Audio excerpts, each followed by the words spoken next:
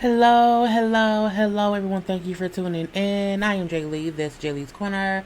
This is my late review for Married at First Sight. This is season 11, episode 7. I was going to do it if things kept popping up, and then Chadwick Boseman passed away, and I could not do it yesterday, so we're getting it today on Saturday, okay? I've not combed my hair, and my voice is kind of scratchy. We're going to let it be what it be or whatnot, okay?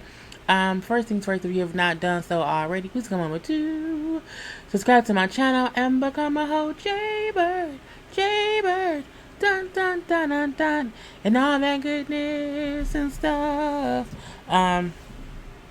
Let's get ready to breathe it on now, cause girl, it's been a day. It's been a day, okay? Inhale and exhale. Inhale and exhale. Okay? Remember to relax, to relate, to release, to center yourself and everyone around you. Because it is so much going on in the world today, okay? You can also follow me on IG and on Twitter at J_Lees_Corner. You can like, comment, and share this video and all that goodness and stuff. Let's get started. Let's hope I remember everything from each couple. Amelia and Bennett are first. You know what I'm saying? We see each couple are moving in together. This whole episode was about them moving in together and them seeing each other's, living spaces prior to them getting married. Okay. And so they all are, of course, in the same apartment building, as they've done the past couple seasons. They've done that where they've gotten them a mutual place and they, all stay in the same apartment complex. And the apartments are nice. 2-bedroom apartments or whatever, really nice. 2-bedroom, 2-bathroom. I think that's smart in case you're seeing they don't want to be around one another. And Amelia and Bennett both like it. They agreed to have one bathroom be for using the bathroom and the other one being for getting clean and whatnot. I mean, I think that's cool. If you want to poop in one place and shower in another, it is what it is. They are in the closet because it has good acoustics and they're both singing. I'm like, they're both the quirkiest of the quirkiest, but again, they both like it and it was fine.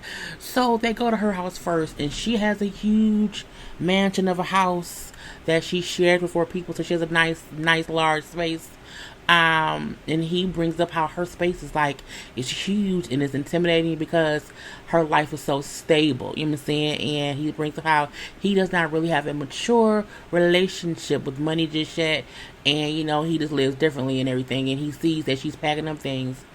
And her place still feels like her and looks like her too, but he finds her yearbook, and so he's flipping through the yearbook or whatnot, and he finds out that she was homecoming queen. He's like, I never thought I would ever marry someone who was homecoming queen. So a thing to where you would think she's just quirky person or whatever, but she was also homecoming queen. So I'm like, that's kind of cool or whatnot. So they get to his house, and his house is basically a she shed, but it's a he shed or whatever. You know what I'm saying? It's a nice she shed, a little he shed, but it's a he said, she said, if I ever see one. He lives on someone else's property in the back or whatnot. So he uses the main house's bathroom and kitchen. So in his house, it's a she shed. It's a nice sized little she shed. But again, it's still a she shed that he lives in and whatnot. And he has all his little stuff because he's a minimalist. So he doesn't even have much. I'm like, oh, I hope it's not, weird for her. But I felt like they're so matched. I didn't think it would be, and sure enough, she liked it because it was him, all his little odd ends and stuff or whatever that was there. And even though it was you know what I'm saying, if you can out, where Papa Smurf lives, okay, he lives where Papa Smurf live in Smurfland or whatever. That's what his he said she said looks like. But she's like, I can tell it was him and his style, and it wasn't messy. It was nothing like Tanya and Sinjin she shared on 90 Day Fiance. This was a nice put together decorated she said for him to live in, and it was fine and whatnot. And then when he shows her the hat he was planning to wear to the wedding, that weird bedazzled type hat or whatever, and she said, I would have loved if you wore that. I would have been like, yay. I mean, she wore a bird on her head, so it was what it was. And so, they pack up some little things in both of their apartments and go back to the new place. And we then see Pat the Cow comes by. And I keep looking at my phone because I'm talking to somebody. And I'm trying to make sure the messages are going through. But Pastor Cal comes by to chit chat with each couple. And he tells them how so how things going or whatever. Like what you guys being strangers at first and not so much. And they bring up how well actually we knew each other. They bring up how they had both briefly met one another two separate times before being matched on the show. And he brings up how she remembered the first time of the meeting more than he did, and then he remembered the second time more than she did. But it's because at that point in time he was dating somebody, so he remembered but not much or whatever. But she has made it clear that he made an impression on her. And he's like, okay, it's like, are you guys like attracted to one another? And they're like, well, yeah, we're definitely, what I'm saying? That's no issue there. And I don't think they've had sex at all, or whatever. They bring up how they have discussed children. They have discussed, her, working or whatever, him kind of being stay-at-home dad, what I'm saying? And he said, I don't mind, being at home and writing and, making music and taking care of the kids. So they are so far, kind of okay with how things will go and whatnot, because they're both to me seem like a fly by the night but also playing by the day people, meaning they can kind of go with the flow but still be like, okay, but I still have my standards and whatnot. And so when he asked them about so with her residency and how she just recently graduated, and that's good. How she just recently graduated, and so she was doing a residency, and she does not know where her residency would be, if it would be there in New Orleans. How would he feel about having to move with his wife? And I like how he brought up, I'm not 100% sold on moving, because that's a bridge we can cross if it happens, and then once we get to it. But it's a big thing, because my whole life is here. And it was his way of saying, I'm not saying no, I won't move, but I'm also not going to say yes, I will move. I'm not going to answer a question about something that hasn't happened just yet, but when it does happen, like we've done everything else, we can chit chat about it. So they're first moving in or whatever, it was fine. They're meshing pretty well. Next up, we have Miles and Karen. They're at their new apartment as well. And they both like it, what I'm saying? They walking through whatever, and it's, nice. But she brings up how, it's still weird for me. It's like still an issue for me about our 4-year age difference. She brings up how, 4 years just feels like, he just got out of high school. I'm like, no, he's 26 and he just got out of college, okay? So he's not a child, okay? And I feel like you're only 30, he's 26. That's literally the same age range. Y'all in the same age bracket. That means if you were a senior, he was a freshman. Like, it's not that serious or whatever, what I'm saying? She goes into how she does want to get to know him, but in regular life, sans or minus, the beautifulness of paradise of a honeymoon and all this glitz and glam or whatever. How are you every day? I want to know that person. Karen is waiting for the other shoe to drop. However, she's also creating the shoe to be dropped. Like, she's building up a shoe so it can fall. And I feel like, what I'm saying, she's not really going with the flow enough for me, and it's aggravating. What I'm saying? It's aggravating. She's looking for something to be wrong, so she can see, I told you. She wants to be able to say, I told you so. This is why I didn't, put my full forth effort into it, and it kind of aggravates my spirit.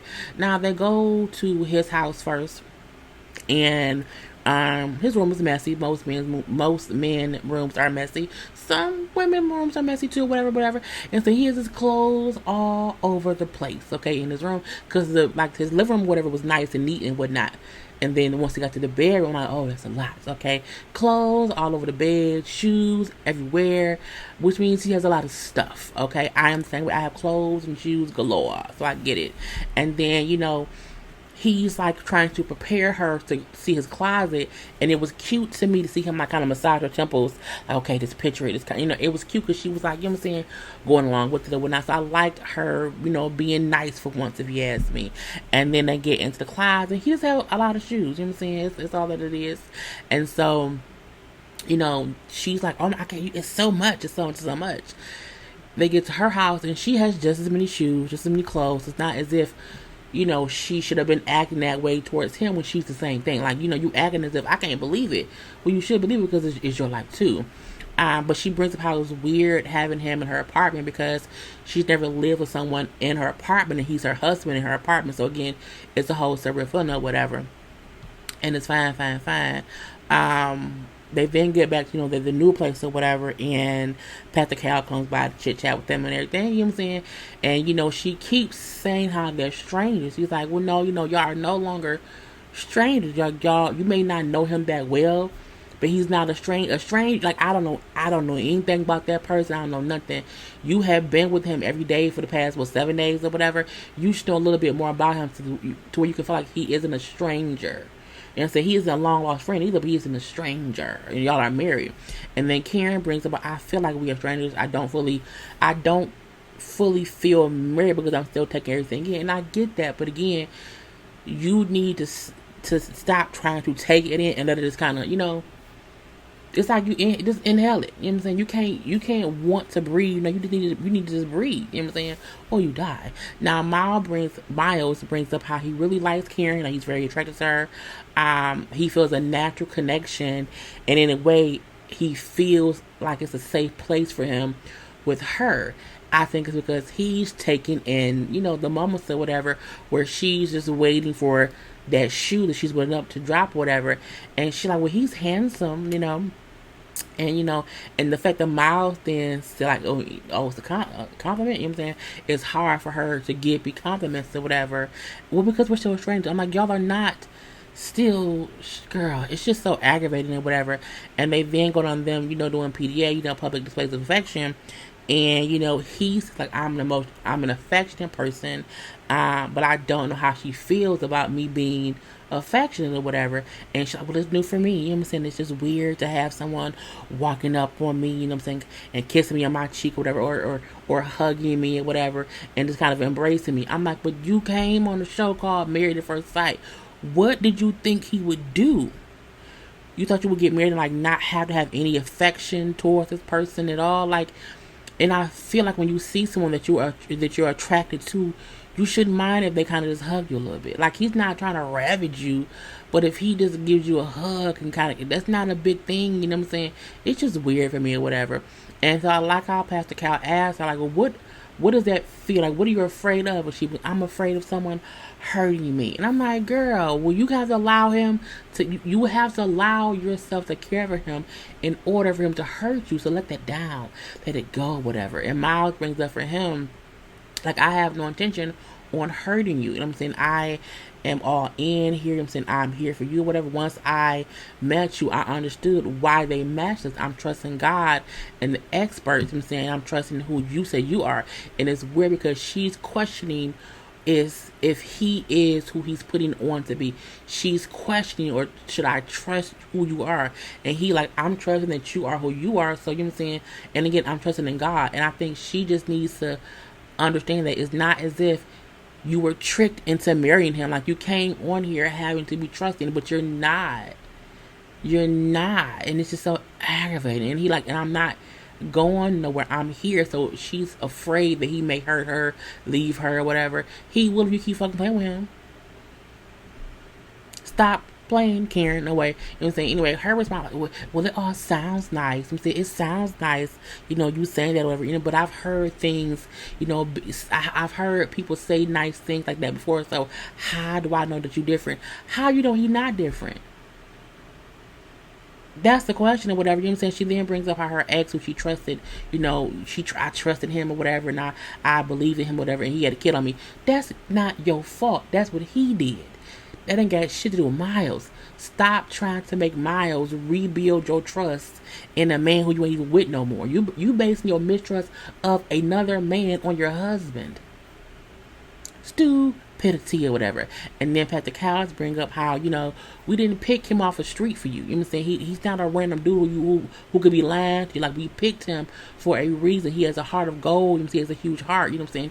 He was picked for you. Like, live in this experience or whatever. And so Miles then expresses for him, as much as he's trying his best to be what she needs and who she wants, he just wonders, like, as a person, can she be that for him? And so far, she has not proven that she can be that for him. So she then says, well, like, I need you to tell me, like, what you want so I can see if I can be that for you. And I'm like, yeah, but I feel like when you don't, it's weird, like, she wants him to earn stuff from her that she is not even willing to give to him. I'm just confused about Karen. Like, she gets on my nerves or whatever. And Pastor Cal then brings up, well, like, well, are you, like, what will make you happy, Miles? He said, well, if she's happy, I'm happy. You know what I'm saying?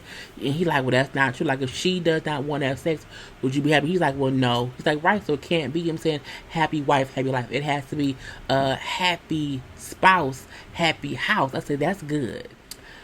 Christina and Henry, it's just so weird. You know, they're at the new apartment or whatever. She don't like it. I want to change this. I want to change that. I don't like this. I don't like that. It's a whole new neutral apartment to be in. Girl, calm down. Like, calm down, stewardess or whatever. And so she's a Debbie Downer. She's a Debbie Downer. Now, Henry, of course, is quiet as usual. You know what I'm saying? Not saying too much or whatever. He's like, it's a nice place to start off at. You know, it's not that bad or whatever. So they then go to his house. He has a small studio apartment because it's just him. You know what I'm saying? He's like, I don't need a lot of space for things or whatever. The kitchen is really small too. But again, it's a studio apartment that's small or whatever. But he packs up this and packs up that or whatever, you know what I'm saying? He brings out, he doesn't cook too much, you know what I'm saying? So he always eats at his parents' house, or he has microwavable food, or he goes out to eat. She said that's fine because I cook a lot, so I don't mind, you know, being the whole cook of the house and whatnot. So they pack up his little stuff or whatever, and he like, you know, okay, so we gonna pick up your stuff in your house or whatever. She's like, oh, well, no, you know what I'm saying? My stuff is like in my car, and then the other stuff is in the storage or whatever. So, you know what I'm saying? We can just go with the stuff I have in my car. I'm looking like, that's weird, because she told him that he said it's weird because she told me she lived like downtown or whatnot. So how is it that now we back here that she don't have to go to an actual place to get her stuff? Like, how with your stuff in your car? How? Now, we know she's a stewardess or whatever, so she travels a lot, but you don't have no home to keep, like, where your toothbrush, where your deodorant, where your maxi pads, or your tampons, like, that's all in your car? It's just weird. And he like, that's really weird. So they get back to the apartment, they move stuff around from point A to point B because I don't like the feng shui of it all and whatnot, and then they sit down or whatever, and it's like, they just weird. You know, it's a weird vibe between them, as if they have not had any kind of conversation about what life will be with them as a married couple. Like, it just seems as if they're not having any kind of real conversations between the two of them. And I'm like, girl, it's kind of weird. And so when Pastor Cal comes by to chit chat or whatever, she's happy because I hope he can come and like shake our tree up or whatever, because we need some apples to fall off. But I feel like she should be able to talk to him and say, hey, we need to talk to get to know one another, because she see he not the one gonna talk. But if you see he don't talk and you are able to communicate things, say something, girl. Just say something. And then Pastor Cal, see how boring they are. And you know, like, I can't imagine like y'all have had like no affection between the two of y'all. They was like, no, we haven't, and not outside of the kiss from the wedding 8 days ago is all they've had. No hand holding, no hugging, no kissing, no nothing or whatever. And so, Harry brings up that, he just doesn't, he said, I do find her attractive, but some things take time to grow. You know what I'm saying? And then he like, this is, what is wrong with you? Like, what's going on? I'm saying, like, you need to stop not wanting to create more of an attraction. That's your wife, and you have to want to create the chemistry by actually doing things. You know what I'm saying? Make a move. If you make a move, I'm sure that she will be happy about that. She will react, and she would. But I feel like whenever someone says that and she does not say her mouth, I want you to make a move. Like, I would want that. And I'm not saying that anybody should force him to be with her or whatever, but when he then said, well, honestly, I feel a friendship vibe from her, which is the reason he ain't trying to, cross no boundaries or whatever. And like, what? A friendship vibe? What's going on? You know what I'm saying? He said, well, I feel like at times, like, she can be very high maintenance or whatever, and she can be very impatient. So he's not attracted to her faults yet. Because for him, when he sees her act this way, that's not attractive to him. So I feel like he doesn't want to be with her until she shows him something that's attractive besides how she looks. I feel like if she was a nicer person, he may be more inclined to want to, act on some chemistry things and whatnot. You know what I'm saying? And then, Pat the Cow brings up, well, I know she got some fire in her or whatever. I'm saying she's a bit of a diva, she is, or whatever, but you need to know that someone has to bring other things out in you because you are so quiet. So we didn't want to get someone just like you. We need someone to kind of bring you out of your shell because you wanted that too, whatever. I'm like, girl, this is kind of crazy. And they have not talked about having kids, they have not talked about finance, they have not talked about anything. They are friends. I don't see this working. Let's move on or whatever. Next up, we have Brett and Olivia, which I'm like, girl, at this point, I think they both is a little bit get on my nerve-ish. They like, we have to make room for our 3 cats to this place or whatnot because she has 2, he has 1. And he said the closets look like a good space, to put the cats. He's like, I'm not putting my cat in the closet. I'm like, that is kind of crazy. So Olivia brings up how she is set in her ways and she hopes she can kind of loosen up to be able to coexist with someone who she's living with, her husband. I'm like, cool. So they then go to each other's house. We see Olivia's place first, and she's renting in the place and everything, and she's like, I really hope, he wants to move into my rental because I like my place. And I'm like, but he owns his house, so I would not leave my own house for a rental unless my own house is a she shed shack in somebody's backyard. Now Olivia also brings up how I just like my stuff, I have a way to do things and whatnot. I'm like, you have to let that go because again, you're married now. So Brett, like, her house just feels sterile, like it just feels like too structured or whatever. I'm saying it's just like, but it's a rental. He then say he feels like anybody who's renting a place is throwing money away. Sir, don't judge us, okay? I don't mind renting. Yes, I want to own, but let me get to that point. Don't say I'm wasting my money, okay? Girl, don't do that or whatever. So, her place just seems very organized. I get what he meant by sterile. It's just very organized. Everything has a place, and the place is everything. It says all that stuff. So they get to his house, which he owns. It's a nice little house and everything, you know what I'm saying? And he said how he's proud of himself that he was able to buy a house, even though he does not make as much money or whatever. And, he said, I feel like she don't like my house. Like, it seems like she don't like it, and I feel a little bit shitty or whatever. And she's like, oh, okay, this is, it's nice. And she said, well, it's not that great. It's messy, you know what I'm saying? It's not decorated, I'm saying. It's like a bachelor pad. Well, he was a bachelor. So that's what his apartment or his house would not look like somewhere where he's been married. No. And when you see a man who has a house that isn't decorated, you then come in and you put the touch in it, okay? Because he don't know shit. So I feel like they both judge each other's houses for different reasons, but I do feel like they should move into his house because he owns it. And then because she likes, putting things where it's supposed to be, then you can help him decorate or whatever. You can't come in like, oh my God, it's not decorated. That's what you could be for. But I digress or whatever. Now, Pat the Cow then, of course, comes over to talk to him or whatever, and they both admit that, the married life is harder than we thought it would be. And this is only 8 days in, so I'm like, girl. So, he brings up how, I think it's because we did not come into this with a foundation. Like, we had no foundation for this to be a marriage. I'm saying, so that's the part that we're having to, work through and figure out or whatever. He said, but I still think they gave me a great partner, a great wife or whatever, and everything hopefully will kind of work its way out. And you can tell they both feel some kind of way. She admits they are not in the best place. They've had, a couple tips here, couple tips there, whatever. And so he said, well, how did y'all feel at first sight? And they both say, they were both attracted to one another at first sight. He said she was amazing. Her eyes were beautiful or whatever. And he was a nice looking guy too. So they both were. There was a connection there as far as looks wise. But it's like once they started talking, things get a little bit different or whatever. So you ask them, like, so how about intimacy? Like, not sex, but like if you guys had, any intimacy between the two of y'all or whatever.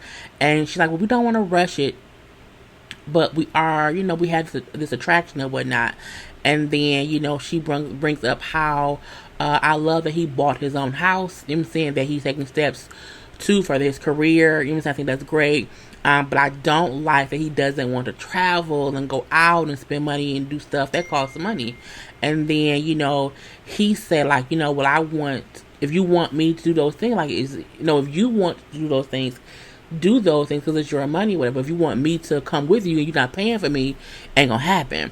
And I feel like two different things are happening. I feel like she wants to go out, travel, have these entertainments. That's a part of things that she do, and he wants to stay home, and he just doesn't want to spend money on that stuff, and she doesn't want to be judged that she does spend money on that stuff. And she brings up how, I wanted a husband that I can go and do these things with, and I'm afraid that I can't do them because, he doesn't make enough money, or no, I'm afraid that I can't do that because, he doesn't make enough money and he budgets his money, whatever, and uses his money towards his house. And then he like, oh yeah, I'm so irresponsible. I do feel like the way she explained it could have came off offensive. I think at this point, they both are going at each other to say little things that kind of like dig into each other. And, that's what that was. And then he brings up how what I hear her saying to me is, I want to spend money doing expensive things, and if you can't afford it, then screw you. I'm like, that ain't what she said, so you're dumb. And again, they're just at this point going back and forth or whatever, and then he like, well, she don't budget, and she said, well, I do budget, but I just budget in other stuff where you may budget in your groceries. I will budget in the Saints game and the trip. You know what I'm saying? And he like, well, if I was to do a trip every year, like, that would kill my savings, like, and I'm like, Pastor Cal was like, look, at this point in time, y'all are just kind of saying things at each other. Y'all are making it personal, and y'all have not made it about the issue, and y'all are not looking to find a way to have a resolution to the situation or whatever. And, I think there's an easy medium. I think she can expect him to go from from saving all this money, not doing things, to just spending all willy-nilly. And he can't assume she's going to go from doing all these things to doing nothing. Like, there has to be a compromise, but they're both so stuck in their ways, they don't see that they're both just not trying to compromise or whatever. And then, she brings up how I just want to be able to be honest with him, without feeling like I have to be so perfect all the time while doing it. And, so it gets hard for me or whatever. He gets some tissue. I was just like, y'all just need to communicate. And Pat the Cow brought up how, most marriages don't really end based on finances. It's based on the communication about them that will end the couple. And I'm like, cause that's them. It was a dumb argument, because I just feel like they both were saying things to piss the other one off and not listening to the other one. I don't care that much either. But anyway, last time we got Amani and Woody, who we know are our favorite couple and everything. And they are both happy to be moving in together, you know what I'm saying? But they're both also nervous about, this new real life thing. They're no longer on honeymoon, and it's just them now and real life, whatever. I feel like Woody is less vocal about being nervous. Amani is more vocal about it, but I do feel like he has that same thought process in his head too. Pat the Cow came, I think, in check with them before they went to their place or whatever, and Woody brings up that, with Imani, how honest she was the moment they met. The conversation was very honest, and that's what drew him into her. And she brings up how she likes how he was able to adjust to her, and knowing how to make her feel comfortable, was what, drew her to him. And he asked about, are y'all having sex or whatever? And they're like, yeah, we doing it, we doing it and doing it or whatever. He said, looking at, are y'all using protection? They both paused. I'm looking like, well, y'all, girl, but I told y'all, if you marry and raw sex, girl, it's your husband. What you gonna do? Okay, but they said, well, not every time. Like, one time we did not use a condom or whatever, you know what I'm saying? But we not trying to have no kids, it was that one time or whatnot. And then he said, well, I'm not gonna lie, I was trying to make a honeymoon baby. I'm like, ooh, don't do that. But again, it's his wife. It's his wife or whatever. And so, I like the Pat the Cow said, maybe, use protection or whatever, but it's good that y'all kind of, you know what I'm saying, being yourselves or whatnot. You know what I'm saying? He said, I want to make sure that y'all are communicating about real issues or whatever, because y'all can't, y'all can really make it. Like, I want to be sure that y'all are talking about stuff, which they have been, so that's great. But he then asked him, like, what's the boundary with them?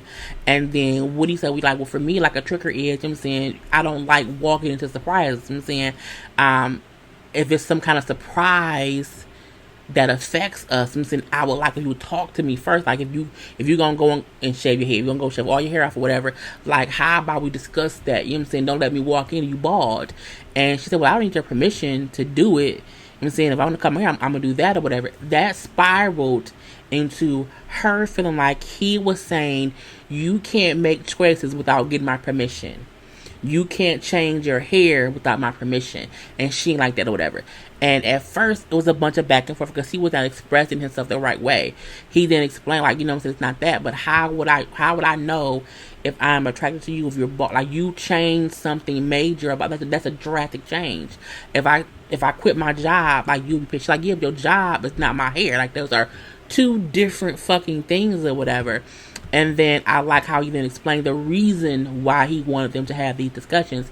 It was less about, if you want to change your hair, you need my permission. It was more about, don't shock me and surprise me with something that we have not talked about as a couple. And shaving your hair bald would change how you look drastically, and I would like to be prepared for that, just for us to have the conversation that it's going to happen or whatnot.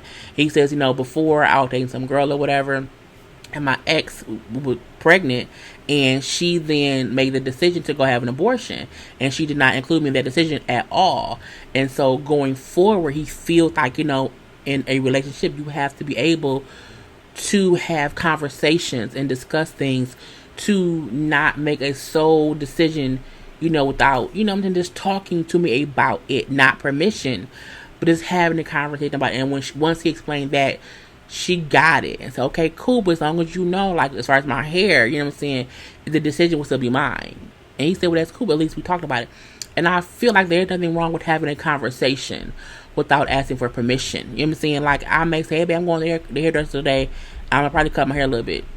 Okay, I'm not asking for permission, but when I come home, I'm gonna look different. It was cool to see how they kind of worked through it. They both were, you know, got a little bit, you know, defensive on what their stance was, but in the end, they still had that conversation, and Pastor Cal watched them do it, and it was, you know, it was cool or whatever. And then, you know what I'm saying, it was fine. They did go to her house and his house. What was it? At his house, he lived with his grandma or whatever. You know, grandma had red beans for them. I'm like, okay, grandma. And she's like, I hope you don't want no hat wall in our house. He's like, well, no, I don't need that or whatever. And at her house, he liked her closet. He like, I need to be fly. Dressed real fly. And he just held all her clothes. It was cute. And that was really it. That was it. I'm done. Peace.